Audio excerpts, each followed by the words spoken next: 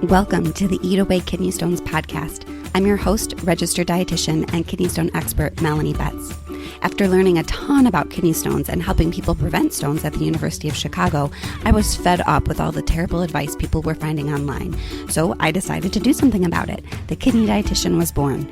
This podcast is for people who want to learn what actually works to prevent kidney stones and still enjoy life, eating, and their favorite foods. Let's dive in.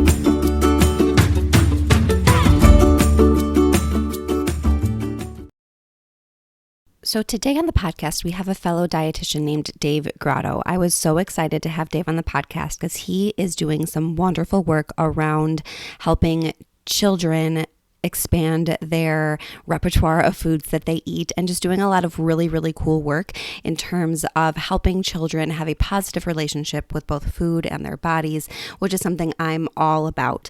I felt that this topic would be really relevant for the listeners of the Eat Away Kidney Stones podcast because I find that a lot of people, after learning that they have a stone and Googling what to eat, end up having a very, very tumultuous and honestly harmful relationship with food and therefore their bodies, because it's really, really hard to sort of separate the food that we put in our bodies with our body itself. I find a lot of people are very afraid to eat. There is a lot of labeling foods as good and bad, which is always a highway to having a difficult relationship with food and identifying what feels good in your body and just general overall, like having a positive, happy relationship with eating and again, the food that you put in your body. And so I was really, really excited to have Dave in the podcast to give us a little bit of insight with how our childhood experiences can actually shape the foods that we enjoy now, which is kind of a fascinating thing to think about. I think, especially for me as a mom of twin 2-year-olds, this is something that I'm always thinking about and always trying to expose them to different foods and flavors and textures and that sort of thing. So with that, please welcome Dave to the podcast. Hello and welcome to the 64th episode of the Eat Away Kidney Stones podcast. I'm your host, registered dietitian and kidney stone expert, Melanie Betts, and I am very excited to have a fellow dietitian on the podcast today. His name is Dave or David. Actually, I'm not sure what you prefer to go by, Dave or David. Call me anything, just don't call me late to dinner, Melanie. Okay, all right, we'll go with Dave. That's what your Zoom window says right now. I'm Dave Grotto. Well, an honor and a pleasure to be here. Big fan of your work and so thrilled to be a guest today. Yes. It's so, Dave and I were sort of laughing before we started recording that it is very unique to have a male dietitian. It's probably the only space maybe in the world where being a male is actually a minority. That's right. Well, and we often affectionately amongst male dietitians refer to ourselves as gaieticians. Right. It works so well. And you could call me the dietitian. No, just call me Dave. That's fine. Yeah. But it's interesting because if you don't mind, I'll just kind of hop into my journey as a dietitian because I love to share this story because I know your audience is pretty diverse, Melanie. It's not only health professionals, but you got consumers out there as well. And I think this is important because I know both you and I as registered dietitians are very passionate about making sure that our patients, our consumers that we work with get accurate and science-based information. So I wanted to share this. I'll try to make it a very brief story about how I got interested in the field of nutrition. So the truth of the matter is Game Plan A my desire was to be a rock and roll star, and that didn't happen. But Plan B was to be a nutrition expert because I owned and operated a natural food store, aka a health food store. Mm-hmm. And I was really inspired to take that path because what I noticed is people would come to a health food store and would come to me, and I wasn't a credentialed expert at the time, and ask for my opinion about what I thought about food and nutrition. And I would look at lay literature and popular press that was out there and think of that as being gospel, though it wasn't necessarily always science-based, and would give advice to people. Mm-hmm. So that worked for a while until I had a gentleman who came into my health food store on one of the busiest days, and he said, "Hey, Dave, I've got high blood pressure. And I heard that sea salt, because it's natural, whatever that means, would be okay, to eat." And Dave, not being the credentialed expert yet, said, "You are absolutely right. Anything natural, of course, is good." Well, he naturally had a hypertensive episode, wound up in the hospital. And luckily for him and I, he survived. But not only that, but he also saw a registered dietitian Mm-hmm. who explained to him that the lunkhead over at the health food store doesn't know what the hell he's talking about. And so go return your sea salt and get your money back. And so luckily he came back and shared that in his way, which was not a very friendly way. But it was a wake up call for me because I realized at that moment what a powerful opportunity dietitians have, or anybody has, with sharing Mhm. information.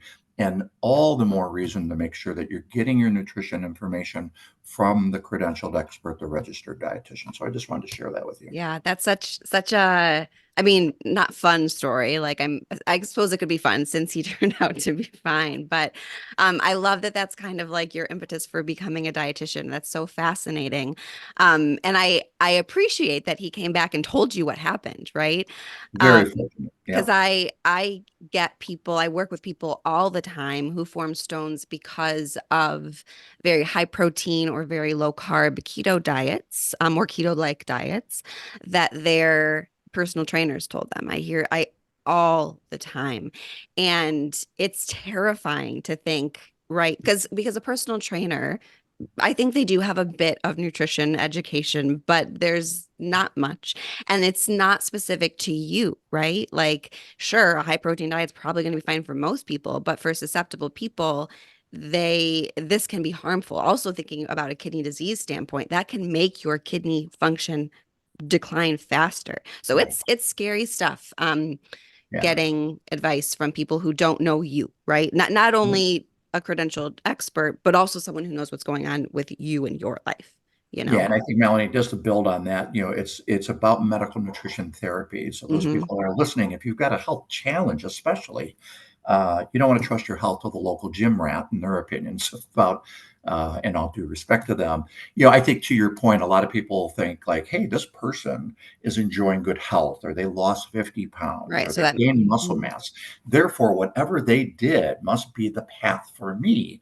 But you have, as we all know, this is preaching to the choir, but we all have our own unique biology and chemistry, and so Yeah. you really do need a tailored program. So again, without sounding like an infomercial, ladies and gentlemen, see a registered dietitian.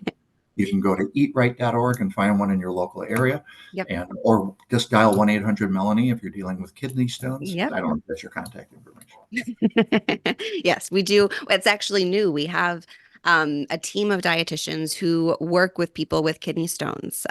So, yes, if you want to work with a dietitian to help with stones, we now have that as an option. Up to about 3 months ago, I only offered my course, which is wonderful still, and that's still an option. And Mhm. it's a lower cost option. But if you really want that one-to-one, experience, we have that for you now too, which is super exciting. So anytime I Well, I get a was chance right. to talk about All it, I'm roads so lead to excited because Melanie. that's That's been on perfect. my to-do list for years. So Excellent. yes. Yeah. Congratulations. Thank you. So that lets us know a little bit, Dave, about how you became a dietitian and what do you do now? Or kind of tell us a little bit about your career as a dietitian. What are the types of things that stick out and what are you Sure. up to these days? And I'll try to segue that into what I am doing now and talking about this new book that I'm very excited about. Yeah. But it's interesting. So this will all kind of tie together. So, like as I mentioned, my plan A was to become a rock and roll star. So I like doing things that are front of the house and edutaining, if you will. So Hmm. not that I go ahead and perform music every time I'm counseling someone or talking to them about nutrition, but I think I realized early on that people are attracted to engaging content, right? Of course.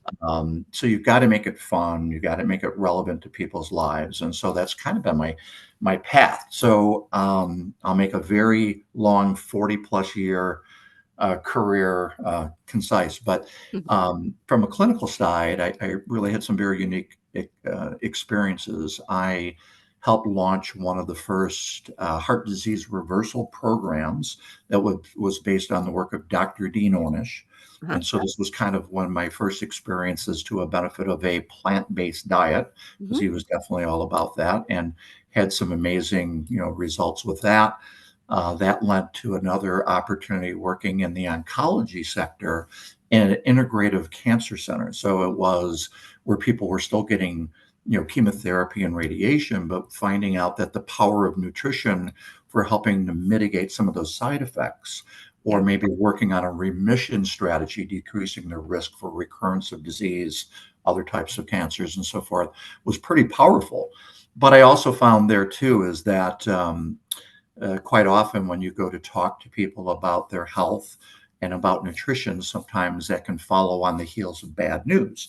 So I always feel like that's the lot in life for dietitians. We always have to go in and talk to someone maybe when they're not in the best mindset to receive, hey, here's some things that you should do to change in your lives, right? Not an ideal time.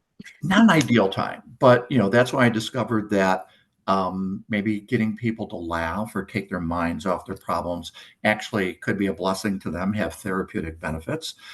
So I became a certified laughter leader, believe it or not. Literally, that was a title. Yeah, you could get a CLL after your name, $350 in a power weekend, and you can add CLL. Wow. Oh, okay. It's a legit credential. Okay. I don't put that on any of my books or anything. That's amazing. That's for you and your audience only. But I loved it because literally we had patients standing with IV poles, getting chemotherapy and doing laughter therapy based on the work of Dr. Madan Kataria, who was a medical doctor that used to get people in India in stadiums and do laughter for the sake of laughing, and cortisol levels would go down, all this sort of fun stuff. So I say that because when you start looking at eating and enjoyment, you can't deny that they're connected, right? You may have patients that you see that are motivated because they've got a health challenge, a kidney stone or whatever, and they don't want to go through that again. So they're motivated for a time being to follow maybe a stricter diet. But once you start taking taste and enjoyment out of that equation, what I found, Melanie, is that people won't stay on a diet very long for that. So we still got to be focused on taste and enjoyment. So fast forward, I wrote this book called The Girls Who Lived in the Refrigerator. And this was actually based on a bedtime story that I told to my three daughters, Chloe, Katie, and Madison. And because I came home one day after work, and my wife, who is a registered nurse, said, Dave, whatever story you tell these kids, if you can weave in messages about how good fruits and vegetables are for you, that would be wonderful. And I kind of responded like, boring. I'm bored. It's let's hear about how great fruits and vegetables are, kids. My daughters were not interested in hearing that. But what I started to do is shift gears a little bit. And I pride myself on being a good storyteller, and I can kind of think creatively in the moment. And I saw that they had a fairy book on their nightstand. So I said, hey, girls, I want to tell you a story about the three girls who lived in a refrigerator.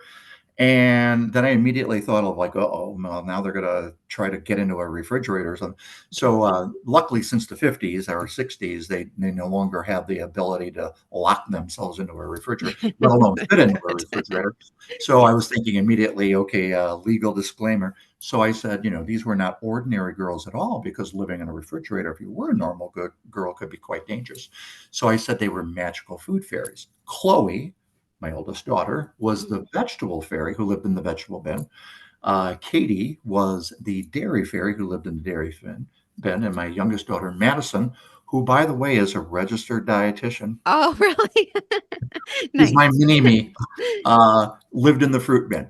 So it was about these girls living in their own little world, and they never knew each other until one fateful night where they were all brave enough to climb to the top of their world. They sampled food from their different worlds and put them all together and made a salad out of it. So really the story is about bravery, being an adventurous eater, because I think what I find is, though we as dietitians like to share our nutrition knowledge, we are also nutrition and food experts. So the mantra is that we always say, it's not nutrition until you eat it. And I think we've got to start focusing more about how do we get kids to eat good food, develop those lifelong habits, hopefully to decrease risk of diabetes, kidney disease, list goes on and on. So that's how I arrived at this point. Yeah, so interesting. And I don't think I shared with you, I have twin 2-year-olds, or we talked about that in an email earlier.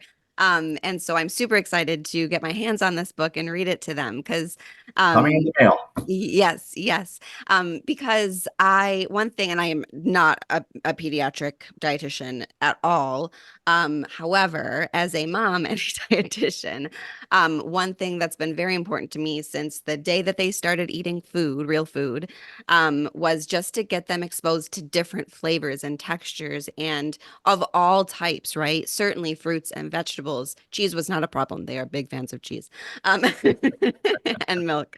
Um, but just to kind of like expose them to all of the delicious and foods and flavors and textures that food offers us, right? Because I think a lot of times, again, in my very limited experience, just like with my friends and family, a lot of times when we don't have those exposures very, very early on, it just follows us into adulthood. Why my best friend from college, she's much, much better now. We've worked very, very hard and she eats vegetables now. But when we were in college, she literally lived off of white foods and chocolate.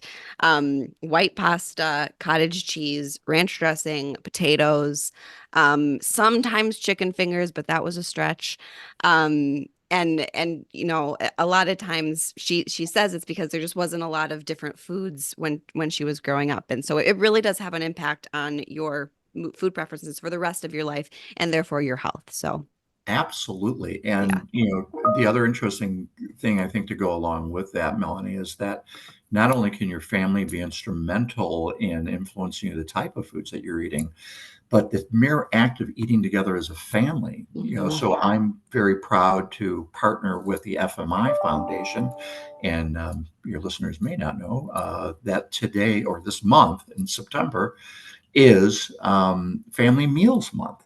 Oh, There's a lot I of did great not know that. reasons. Yeah, so Great. welcome Happy Family Meals Month to you. Yeah, there's a lot of, in fact, I think if you go to fmifoundation.org, you can find more information about Family Meals Month. Is that Family Meals Institute? I'm assuming. It's FMI. Well, actually, FMI does not stand for Family Meals, ironically, but it is a trade organization Okay. for retail associations, manufacturers, and so forth. But the foundation actually is just doing some very cool work and enabling research about the connectivity and all the benefits for physical, emotional, and societal well-being that you get from eating together as a family, which Amazing. is really Yeah. cool. And it's however you define family. So, if you think about the Mhm. core nucleus, we're influenced by others. So if we Yeah. eat with friends at school, that could be a family. Maybe extended family of uncles or whatever else, or whoever's in your life. Getting together with them more frequently and eating meals together has been shown to reduce, risky behavior. It has academic benefits. Kids tend to thrive better in school, Hmm. less subject to bullying, and then also from just a physical well-being standpoint, more apt to eat more fruits and vegetables, and also managing obesity much better than Yeah. those that don't eat a family meal. Yeah. So again, very excited about that because those changes that you were just talking about, or exposure to different foods, typically won't happen if a kid's left to his own devices or hers. Yeah. Yeah. Yeah. And I love your point about it doesn't have to be obviously a mom and a dad and brothers and sisters, right? Because whenever I hear statistics like that, I always wonder, like, okay, is it, families who maybe have more resources, who are able to eat family meals together, are gonna have greater, access to quote healthy foods, a variety of foods, and associated with all those healthy outcomes. And so I love the focus on it can be your friends at school. It can be your teacher at school. I was very lucky and grew up with sort of your traditional, nuclear family. But my band directors in high school were very big, like mentors to me because I was a big band nerd and that was a big part of my life. So, like, it doesn't, it can be, anyone that comes into your life can sort of be part of this family meal situation, right? That's kind of what you're saying. Absolutely. And I, Yeah. I think what's also working in kids' favors today, because I don't want to be, this is why I never get invited to parties, that dietitian who comes in with gloomy statistics. But the truth of the matter is, we're looking at the next iteration of the dietary guidelines, and the same thing keeps coming up. we are not eating anywhere near the amount of fruits and vegetables that are being recommended. No. Kids are doing a little bit better from toddler standpoint, but not as well as we need them to do. Yeah. It's progress. So I'll take it. it's progress, I'll which is take it. great. We still have a little work to do, but I think what's cool about being part of Gen Alpha, which are kids today.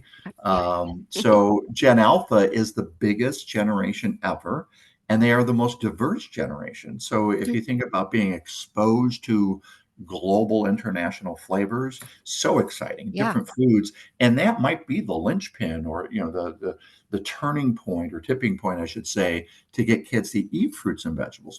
Because I think the key is about taste and experience. So in the story of the girls that lived in the refrigerator, Katie, the dairy fairy, was excited to put all these foods together, and she accidentally flies into a bottle of salad dressing and knocks that over, which spills on their creation, which they later You're coined ruining the salad. story for me.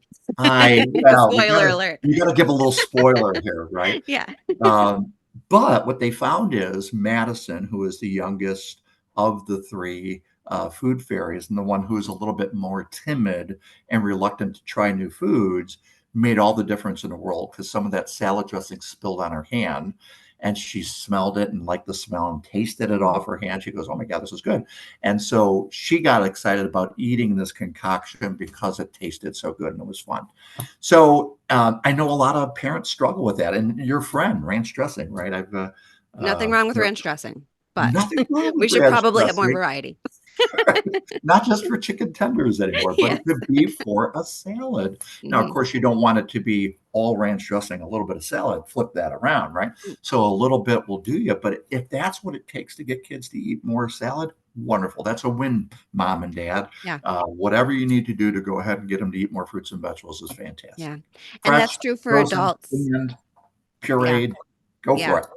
And that's true for adults too. I think, the key to eating more fruits and vegetables, which is key for stone prevention, for the record, is making them taste good. Like who wants to eat just plain carrot sticks? Like, ugh, boring. Or like We plain are steamed pleasure broccoli. creatures. We are Please. here not just to eat for sustenance. We actually enjoy food, which is a good thing. Right. And so adding, yes, salad dressing has sodium in it. Yes, salad dressing has fat in it. But you know what? You need some of those things. And if those are the things that make you enjoy that salad, then please go ahead and eat it. I had a guest on the podcast who talked about a patient who really, really loved BLTs. And he's like, no, there's no way I can't eat BLTs. She's like, no, I don't see that as just bacon. That's an opportunity to get in lettuce and tomato, right? So it doesn't take away the fiber and the vitamins and minerals and all the good things just because you added something to help make it a bit more pleasurable. That's completely okay. Yep. No, and in fact, what you just mentioned there is spot on, Melanie, because Produce for Better Health Foundation, which is now the International Fresh Produce Association, had really some great research on their state of the plate research that they have out every year. And they actually showed that people get most of their fruits and vegetables as accompaniments or pairings to other foods. Interesting. Cereal is a great driver of fruit. So are waffles and pancakes at breakfast.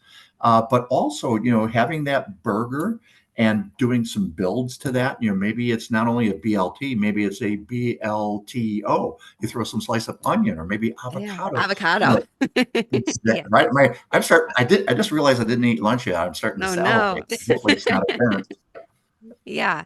Yeah, absolutely. And this is going back a bit, but I wanted to kind of highlight your point about trying different flavors, because certainly for a long time, ethnic flavors and cuisines has been very trendy, like on restaurant menus and that sort of thing. And as someone who loves trying different foods and cultures, all over the world, and I'm very lucky to live in Chicago, where I have access to restaurants from, all over the place. I feel like our picture of what a healthy diet is so white, right? Like it's so like chicken and quinoa and broccoli. And if you like that, please. Like that's completely fine. But there's way more exciting ways to eat fruits and vegetables, and and that's completely okay and healthy, right? Like I'm thinking about Indian food, right? Like I love a curry. Think about like plant-based diets. I think that is one of the types of cuisines that I am most happy eating plant-based, right? All those beans and um vegetables and all sorts of good stuff. And they're so tasty, you know? Yeah. I have a very good friend who's Indian who Mhm. says, it's not dull, it's dal. And dal actually means beans or Yes, those the lentils, yes. so, and I'm like, oh my God, that is the thing. It's just like, God, those flavors are just Mhm. amazing. And it kind of puts a whole new spin on a vegetable or a food maybe that you typically wouldn't eat just plain. But I think, a lot of parents have heard, and again, not necessarily from dietitians, but I do have some dietitian friends who believe that maybe you just have to cultivate a taste for just the flavors of raw broccoli, and that should be exciting to kids. Well, God bless you if you have a Do you child like that's raw excited broccoli? about that.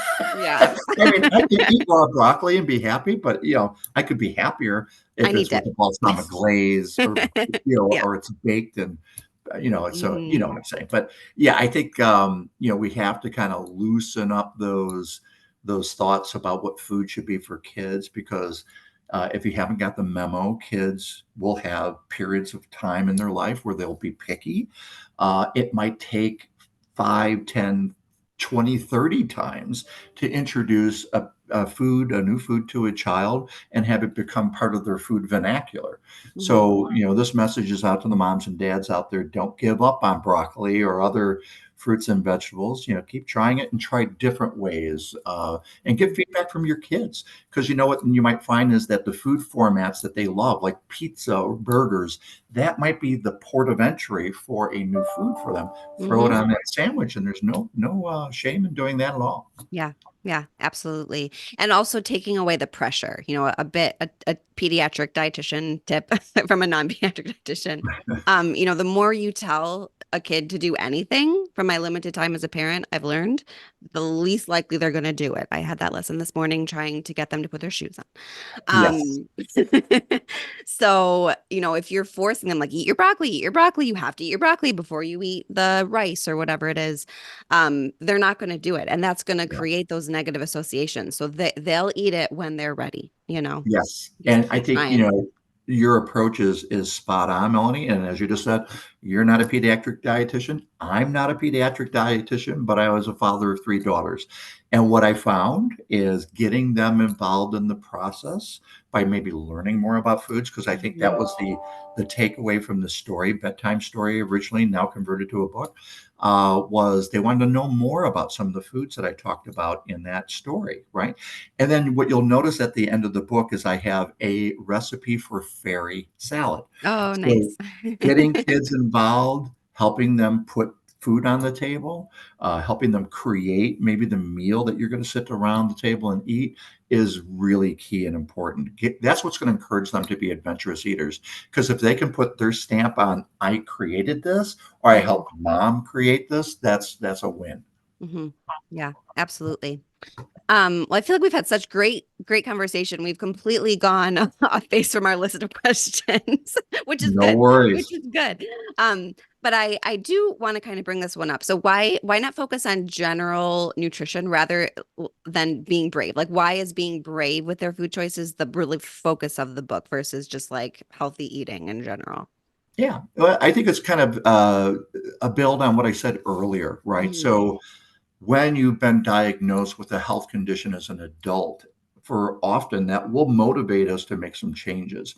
That doesn't necessarily motivate kids. What they're interested in is food familiarity, right? They kind of develop their likings early. So again, you can kind of build on that if you notice that they like a certain food format. But it's about that permission to try new foods because you'll see as we just talk about family. I remember my daughter, God, this was all the way back in sixth grade for her. We had moved to a new neighborhood and she was kind of an early adopter of hummus. Hmm. So she Very brought that to trendy. school and very trendy at the time because she was one of the few people apparently that were eating hummus because she came home crying and said that kids were making fun of her hummus and were Oh. going, yeah, oh God, it's got to be horrible. And I said, why don't you offer for those kids, bring some extra celery sticks and things like that, let them take a little dip of your hummus.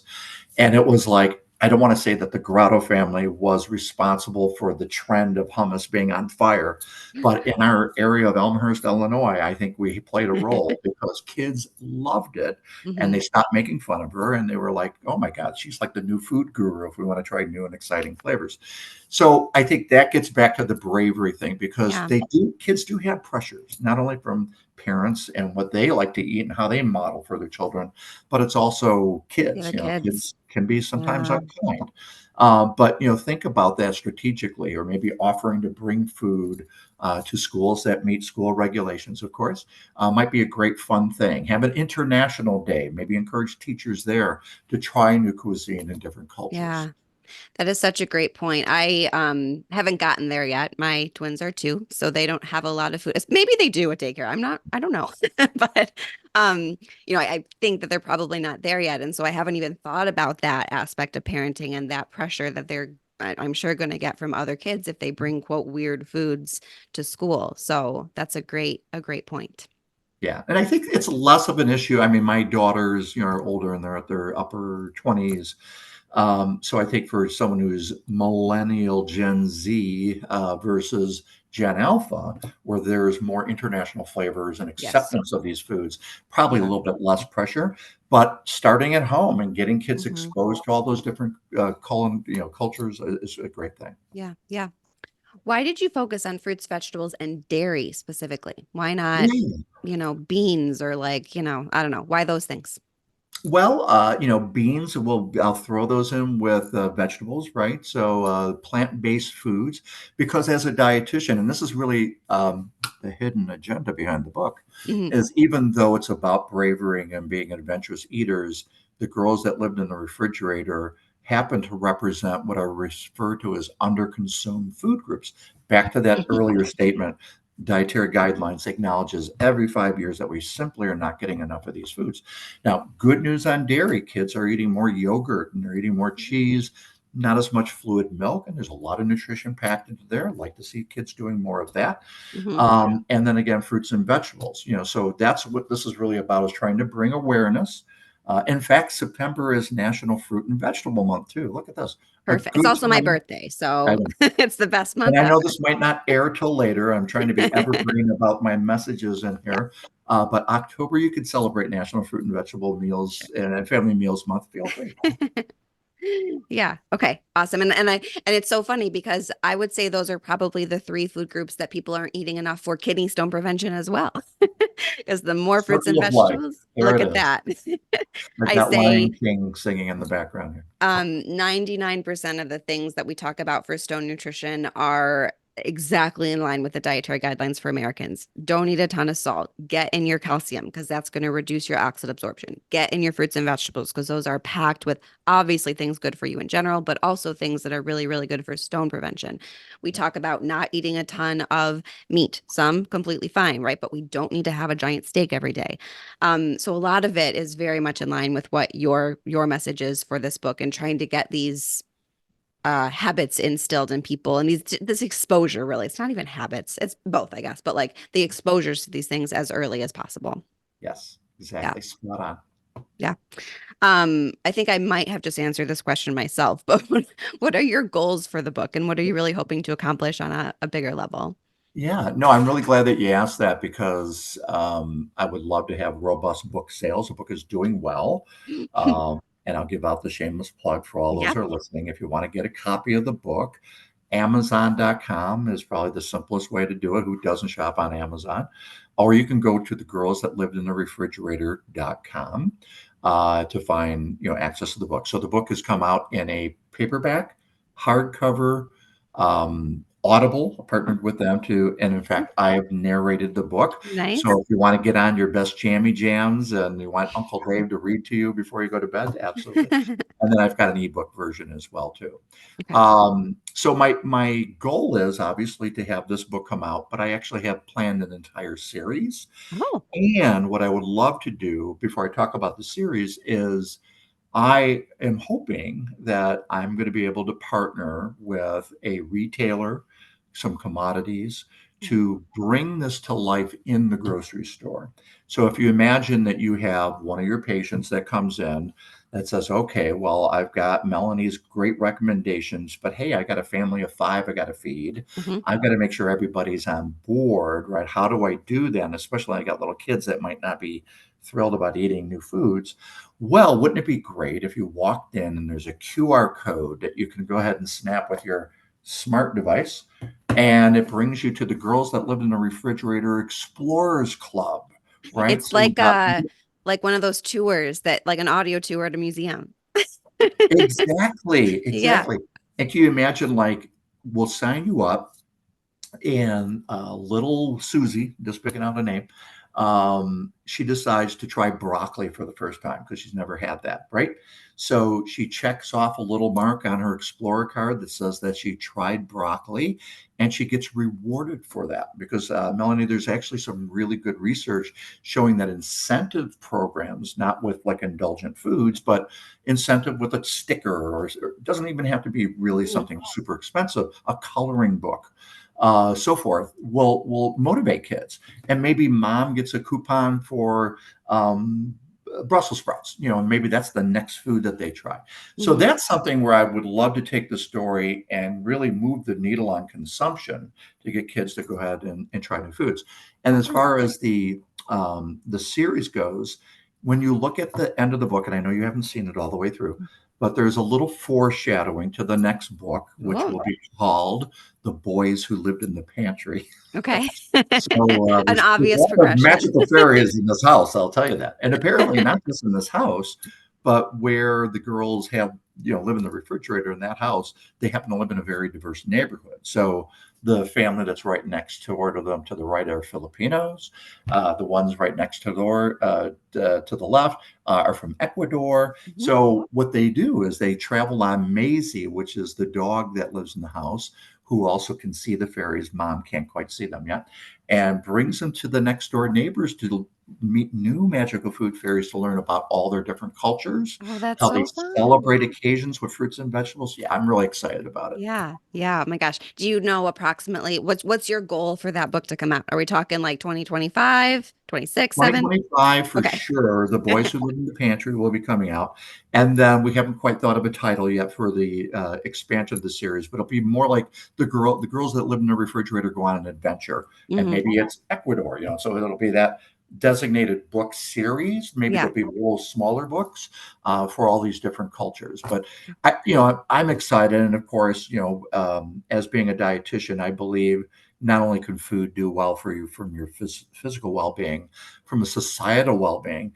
I think if we know more about each other and know more about each other's cultures, that can be a very powerful thing in bringing people Hmm. together, right? Not Yeah. only just to eat a meal. And of course, I always say, I think we could have world peace if we just had a gigantic food table we're all eating together. But I love anyway, that. Yeah, and that's something that the world could absolutely use right now, right? Is a bit more absolutely. understanding of each other, and kind of understanding where everyone's coming from. And I think that food can be a wonderful way to bring people together as well. I love that. All right, dietitians, get out there Yay, and changing bring the those world. people together. Dietitians for world peace. I'm going to get Yes. stickers made up. Right, right. Okay, so you are donating a portion of the proceeds of the book to FMI, that Yeah. organization we mentioned earlier, and A&D, that's the Academy of Nutrition Dietetics, I'm assuming, Yeah, so foundations. that's So, that actually is going to be happening during the month of October. okay. So it's exciting because it's not just dietitians, but every time that you purchase a book, I will be donating a portion of those proceeds to FMI to do more research about Family Meals Month. But the Academy of Nutrition and Dietetics has a wonderful foundation program called Kids Eat Well. So this is actually to help support all the programs that they have, and even educational opportunities for dietitians to learn more about pediatrics, Hmm. as we were just kind of talking about. So again, all ways of impacting, getting that word out about how important good food is for kids and getting kids to Yeah, eat those choices. yeah, awesome. Awesome. Love it. So again, if you missed it, you can find the book at Amazon, it sounds like, and I will link to the book in the show notes to the podcast. Excellent. And you can also go to the girls who lived in the refrigerator.com. Is that it too? I'll link to that as You well. got it. You got it. Awesome. Is there anything else you'd like to add, Dave, as we kind of close up this episode? Well, more of a shameless plug for the book because if you think about it, it's like even if you don't have small children, highly recommend getting the book because you're probably going to go to a baby shower Friends or have kids. Yep. right. So you might be grandparents. Like I've got a new grandson, and I've got some wonderful TikTok video from my daughter who had AJ and shows him reading the book and all that too. So I would highly encourage you to share it not only with your family, but anybody else who makes a great gift. Yeah. Awesome. Awesome. Well, thank you again so much. This was such a fun, unique, different conversation than we typically have on the Eat Away Kidney Stones podcast. I think that it will be really, really helpful to people and interesting, if nothing else, to just kind of think a little bit about where our food preferences really started from and how we can help the next generation perhaps be a bit healthier than us. So, Absolutely. yes. Thanks again, Melanie. I appreciate the opportunity to be on your great show. Thank you so much. Have a wonderful day. You as well. Thank you for listening to today's episode. For more help with kidney stones, check out my website, www.thekidneydietitian.org. For more personalized help from me, check out my online course, Kidney Stone Nutrition School. VIP enrollment includes help directly from me. I can't wait to see you there and help you prevent kidney stones. Have a great day.